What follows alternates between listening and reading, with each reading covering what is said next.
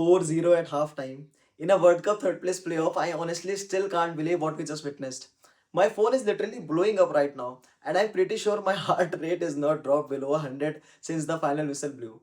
That was not just a football match, it was complete and utter madness. England 6, France 4, a 10-goal thriller to end their tournament. Everyone on social media is losing their minds right now, hyping up this England frontline like they are the greatest thing to ever happen to the sport. But let's stop the hype for a second and look at what actually happened out there. This wasn't some legendary English tactical masterclass. This was Didier Deschamps completely sabotaging his own country in the first half, followed by a defensive collapse from England that should honestly terrify every single Three Lions fan looking forward the future. Seriously, did anyone out there actually see a 10-goal chaos script coming? Drop your immediate reaction in the comments right now because I'm still struggling to process this. Let's talk about the absolute horror show of that first 45 minutes. I was losing my mind watching Deschamps set up that passive lazy mid block. What on earth was he thinking? He completely isolated his midfield pivot, basically leaving them out to dry like lambs to the slaughter against world class attackers.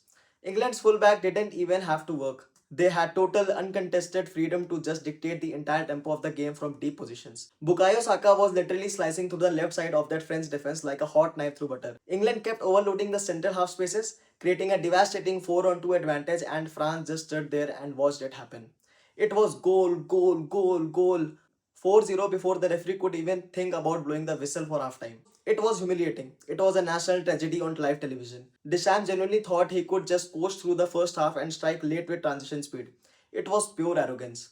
England didn't have to break down a defensive wall. They literally walked through an open front door because the French starting wingers completely refused to track back. You see where this is going, right? But then the second half starts, and desperate to save France from pure historic humiliation, Deschamps finally throws on the heavy cavalry. Enter Bradley Barcola, Ousmane Dembele, and Didier Upamecano. And thank God he did, because suddenly France stopped sitting deep and actually started fighting. They shifted into this aggressive front-footed 3-4-3 shape, triggered a ferocious high press, and caught England completely off guard. And guess what?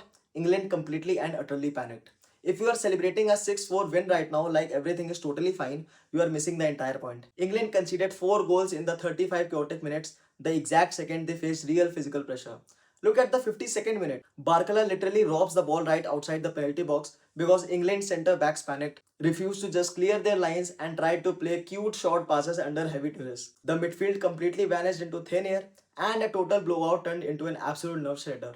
The only reason England even survived this match is because Jude Bellingham pulled a moment of pure individual magic out of nowhere on a 75th minute counter attack to temporarily stop the bleeding. But let's be real, their transition defense was totally non existent.